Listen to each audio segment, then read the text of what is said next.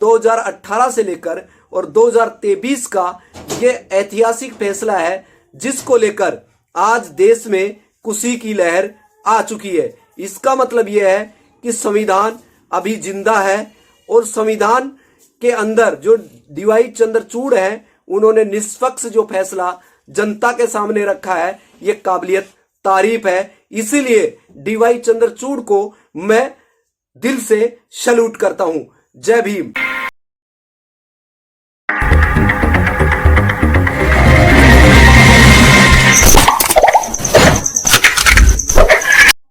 दोस्तों, जय भीम, नमो बुद्धाय। आज मैं आपको इस वीडियो में सुप्रीम कोर्ट का वह ऐतिहासिक फैसला बताने वाला हूं। सुप्रीम कोर्ट ने एसबीआई को ही नहीं, मोदी सरकार को भी कटघरे में खड़ा कर दिया है। और 2018 से लेकर 2023 के बीच में जो इलेक्टोरल बॉन्ड है, उसको लेकर सुप्रीम कोर्ट ने इतना बड़ा ऐतिहासिक फैसला सुनाया है, जिसको लेकर आज मोदी सरकार को सबसे बड़ा झटका लगा है। और इस झटके के साथ जो गोदी मीडिया है, उसको भी इतिहास के पन्नों के अंदर दफन कर दिया जाएगा कि उस टाइम गोदी मीडिया क्या कर रहा था जब सुप्रीम कोर्ट ने जब ऐतिहासिक फैसला सुनाया था। तो दोस्तों, जो इलेक्टोरल बॉन्ड है, उसको लेकर आज मैं इस वीडियो में परत दर परत आज सच्चाई बयां करने वाला हूं। तो इसीलिए इस वीडियो को रील के माध्यम से ना देखें, क्योंकि रील ने पूरी देश और दुनिया का सबसे बड़ा नुकसान किया है। तो रील से हटकर रियल पर आ जाइएगा, क्योंकि आज रियल हकीकत मोदी सरकार की ही नहीं, एसबीआई की और गोदी मीडिया की आपके सामने आने वाली है। तो इसीलिए आज का ये वीडियो बहुत ही बेहतरीन है और सच्चाई से भरपूर है। और आपका दोस्त लक्की कोहिनूर है, जो कि आपकी आवाज को इस चैनल पर रखता है, ताकि देश की जनता को जागरूक होने का मौका मिल सके। तो चलते हैं और वीडियो स्टार्ट करते हैं बिना स्किप करे। आप इस वीडियो को लगातार देखेंगे और ज्यादा से ज्यादा इसको कैरी फॉरवर्ड करेंगे, तो आपको ही नहीं, आने वाले टाइम में इस देश के अंदर जो जनता है और जनता की अदालत में जो सुप्रीम कोर्ट के जो सीजेआई चंद्रचूड़ ने इस तरीके से जो फैसला सुनाया, जिसकी उम्मीद जनता को नहीं थी, लेकिन निष्पक्ष फैसला आने के बाद में जनता की उम्मीद और विश्वास कायम हो गया है। तो सबसे बड़ी बात तो यह है कि जो एसबीआई के जो चेयरमैन की कुर्सी पर जो बैठे हुए दिनेश कुमार खरा, उन्होंने क्या किया है कि जो सुप्रीम कोर्ट से 136 दिन का टाइम लेने वाले, जो 30 जून तक का टाइम लेने वाले दिनेश खरा, एक ऐसा व्यक्ति जो देश के सबसे बड़े बैंक एसबीआई का नाम मिट्टी में मिला दिया, ऐसा दिनेश खरा, जो कि इसने सुप्रीम कोर्ट को ही नकारते हुए, उसके फैसले को नकारते हुए 136 दिन का टाइम ले रहा है। क्योंकि सुप्रीम कोर्ट के डीवाई चंद्रचूड़ जो सीजेआई है, उन्होंने 15 फरवरी को एक फैसला सुनाया था कि जो भी इलेक्टोरल बॉन्ड के माध्यम से जो चंदे का धंधा करने के काम कर रहे हैं, और मोदी सरकार ने जो असंवैधानिक कानून बनाया था, उस कानून को असंवैधानिक देश के सीजेआई चंद्रचूड़ ने खत्म कर दिया है। और अब उन लोगों का नाम सार्वजनिक करो जो कि मोदी सरकार को चंदे का धंधा, जो इस असंवैधानिक कानून के पीछे चल रहा था, तो उसका राज आज सबके सामने आने वाला है। और जनता को यह पता चलना चाहिए कि मोदी सरकार को और बीजेपी को कितना बड़ा चंदा किन उद्योगपतियों ने दिया है। 2018 से लेकर और 2023 का यह ऐतिहासिक फैसला है, जिसको लेकर आज देश में खुशी की लहर आ चुकी है। इसका मतलब यह है कि संविधान अभी जिंदा है और संविधान के अंदर जो डीवाई चंद्रचूड़ है, उन्होंने निष्पक्ष जो फैसला जनता के सामने रखा है, यह काबिलियत तारीफ है। इसीलिए डीवाई चंद्रचूड़ को मैं दिल से सैल्यूट करता हूं।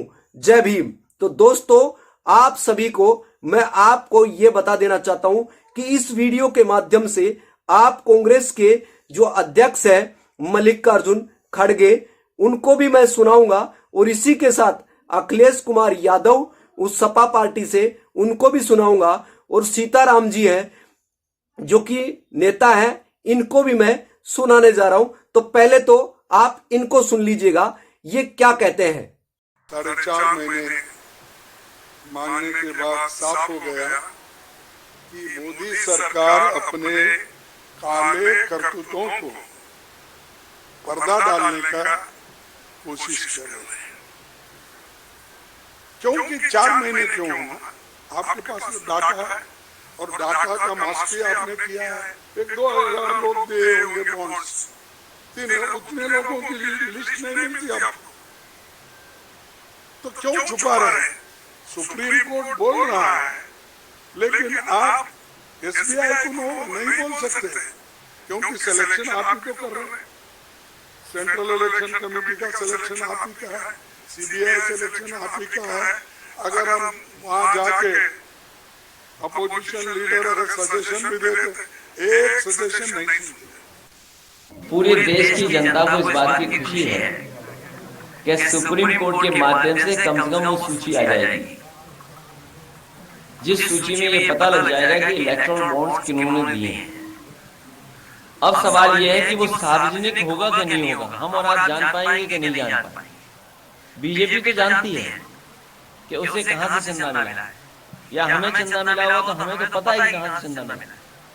ये जनता जान पाएगी कि नहीं जान पाएगी, ये सबसे बड़ा सवाल है। हमारे देश की जनतांत्रिक व्यवस्था और चुनावी व्यवस्था के लिए बड़ी अच्छी बात है कि खुलासा हो कि किस तरीके से राजनीतिक पार्टियों को चुनाव के नाम पर जो पैसा इकट्ठा कर रहे हैं वो किस तरीके से इनको मिला और कौन दिया ये पैसा, तो ये भी पता चलेगा जो दिया ये पैसा उसको वापस क्या दिया मोदी सरकार ने।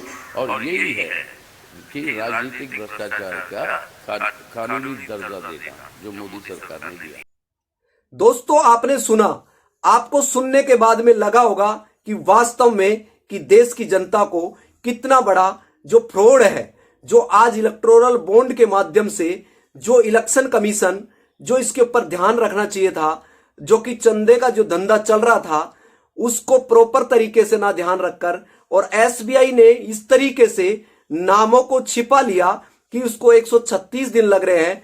तो सीजीआई चंद्रचूड़ ने कल 11 मार्च 2024 को जो ऐतिहासिक फैसला सुनाया, और जो जाने माने दिग्गज जो एडवोकेट हैं हरीश साल्वे, उसको मुंह की खानी पड़ी है। क्योंकि एसबीआई के बचाव के लिए उन्होंने तारीख मांगी थी कि मुझे 136 दिन का यानी 30 जून का टाइम चाहिए हमें, ताकि हमें मैच करना है। सुप्रीम कोर्ट के डीवाई चंद्रचूड़ ने कहा कि आपको अभी 15 तारीख को जो फैसला सुनाया गया था कि आपको सुप्रीम कोर्ट को वो नाम देना है जो कि इलेक्टोरल बॉन्ड जिन्होंने खरीदा है। तो लेकिन मैच करने के लिए हमने आपको कब कहा है? तो इसी तरीके से आप 26 दिन तक आप क्या कर रहे थे, आप उसका ब्यौरा बताइए। तो इसी तरीके से यहां पर हरीश साल्वे पूरे तरीके से हिल चुके हैं और लास्ट में समझौता करके 3 सप्ताह का टाइम मांग रहे थे, लेकिन सिरे से खारिज कर दिया सीजीआई चंद्रचूड़ ने और कहा कि आपको 12 तारीख को यानी 12 मार्च को ही ये पूरी डिटेल जिन्होंने इलेक्टोरल बॉन्ड का जो धंधा किया है और चंदा देने का काम किया है उन उद्योगपतियों का नाम देना है, और ये आपको इलेक्शन कमीशन को देना है। और इलेक्शन कमीशन 15 मार्च को अपनी वेबसाइट पर यह सार्वजनिक करेगा। तो दोस्तों, गोदी मीडिया खामोश है। मोदी सरकार को सबसे बड़ा झटका लग चुका है, जैसे 420 से वोल्ट ऊपर का झटका होता है। और इसी के साथ जो एसबीआई है उसको अब नाम सार्वजनिक करने के लिए इलेक्शन कमीशन को यह रिपोर्ट देना होगा किसने कितना इलेक्टोरल बॉन्ड खरीदा है। तो इस तरीके की जो सारी रिपोर्ट है, प्रशांत भूषण ने भी इस सुप्रीम कोर्ट के ऐतिहासिक फैसले को एक अच्छे से डिफाइन किया है।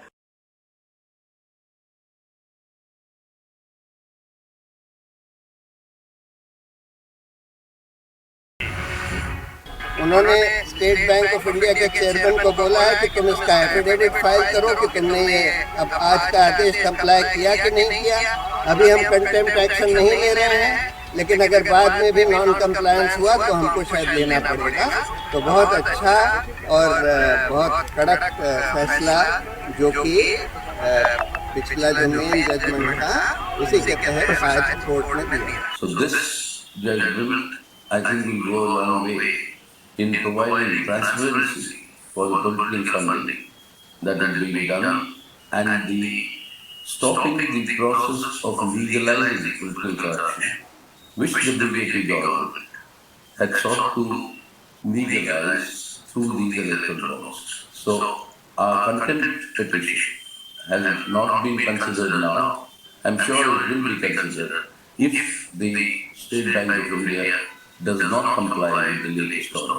So overall, this is to the advantage of greater transparency in terms. और इसी के साथ एडीआर ने जब एसबीआई ने 136 दिन का टाइम लेने के लिए इस कपोल तरीके की जो बातें किया है, और आज सुप्रीम कोर्ट में अगर ये 12 तारीख यानी 12 मार्च को अगर ये रिपोर्ट साझा नहीं करते हैं, इलेक्शन कमीशन को नहीं देते हैं, तो कहने का मतलब आपको इसकी अवमानना में आपको सजा मिलेगी। तो दोस्तों, आज अगर ये चाहता दिनेश कुमार खरा, तो अगर ये खरा उतरता अपनी बात पर कि 21 दिन के अंदर ही रिपोर्ट देना है, लेकिन इन्होंने 21 दिन की रिपोर्ट ना देके और आराम से बैठा रहा। लेकिन इसको यह पता नहीं था कि देश की जो सुप्रीम जो कोर्ट है वो देश की इकलौती ऐसी अदालत है जिसके अंदर देश के अंदर सबसे बड़ा निष्पक्ष फैसला होता है। और आज जो पहला जो चुनावी जो मुद्दा सामने आया चंडीगढ़ का, जो अनिल मसीह का जो फैसला जो डीवाई चंद्रचूड़ ने सुनाया और रिटर्निंग ऑफिसर को सस्पेंड किया गया, और उसके साथ चलते ही इसको देखते हुए एसबीआई ने 136 दिन का टाइम लेने के लिए सुप्रीम कोर्ट को उनको कोई भी रिपोर्ट पेश नहीं किया, और एसबीआई को बचाने के लिए सामने आ गए सुप्रीम कोर्ट के सबसे बड़े दिग्गज जाने माने वकील, जिनका नाम आपको मैंने बता ही दिया, हरीश साल्वे। लेकिन हरीश साल्वे को भी मुंह की खानी पड़ी है, और आज देश का जो इस तरीके का फैसला डीवाई चंद्रचूड़ ने सुनाया, ये काबिलियत तारीफ है और देश की जनता के लिए सबसे बड़ा खुशी का ये पर्व है। लेकिन मैं आपको ये बता दूं, इस चीज को, इस घटना को छुपाने के लिए, इस सच्चाई को छुपाने के लिए मोदी सरकार और गोदी मीडिया ने सीएए का खेल खेलना शुरू कर दिया है। देश के अंदर सीएए लागू करने के लिए इलेक्टोरल बॉन्ड का जो धंधा चल रहा था, उसकी जो रिपोर्ट सार्वजनिक होना है, उससे पहले ही मोदी सरकार ने एक खेल खेलना शुरू कर दिया, सीएए का खेल शुरू कर दिया कि देश में सीएए लागू होगा। तो इसी तरीके से इलेक्टोरल बॉन्ड सामने नहीं आएगा और मोदी सरकार को मिले 6,500 करोड़ का जो इतना बड़ा गबन जो किया है उद्योगपतियों ने, इनको इलेक्टोरल बॉन्ड के माध्यम से इतना बड़ा पैसा मिला है, वो देश की जनता के सामने आना चाहिए। और अब पीएम का जो पीएम फंड है उसको आरटीआई के तहत बाहर रखा गया है, और इसी तरीके से जो असंवैधानिक जो कानून इलेक्टोरल बॉन्ड के माध्यम से बना था, इसको आरटीआई से बाहर रखा गया है। एडीआर ने जब शिकंजा कसा, चंदे के जो धंधा चल रहा था, तो एसबीआई को अगर रिपोर्ट देने में दिक्कत आ रही थी, एडीआर सामने आ गया। तो इसी तरीके से एक के बाद एक मोदी सरकार की मुश्किलें बढ़ती जा रही है और मोदी की कुर्सी जाने वाली है, क्योंकि कौन आएगा कौन जाएगा, इस नजर से इस वीडियो को ना देखकर आपने अगर सच्चाई में रियल माध्यम से, रियल जो मोदी गोदी का जो चश्मा है उसको उतार कर अगर इस वीडियो को देखा है कि देश में आपका फंडामेंटल राइट बचा रहेगा, जब सुप्रीम कोर्ट के डीवाई चंद्रचूड़ ने इस तरीके का फैसला सुनाया है, तो आपके हक और अधिकार बचे रहेंगे। इसीलिए ज्यादा से ज्यादा इस वीडियो को कैरी फॉरवर्ड करना है ताकि देश की जनता जागरूक हो सके, और वो नाम सार्वजनिक होते ही समझ में आ जाएगा किन किन उद्योगपतियों ने मोदी सरकार को जो इलेक्टोरल बॉन्ड का जो चंदे का धंधा चल रहा था वो राज आपके सामने आने वाले हैं। तो फिर बने रहे, सजग रहे, लकी कोहिनूर चैनल देखते रहे। फिर मैं एक लेटेस्ट न्यू वीडियो में आपके बीच उपस्थित होऊंगा। Thank you so much. Okay bye. जय भीम, नमो बुद्धाय, शुक्रिया, धन्यवाद।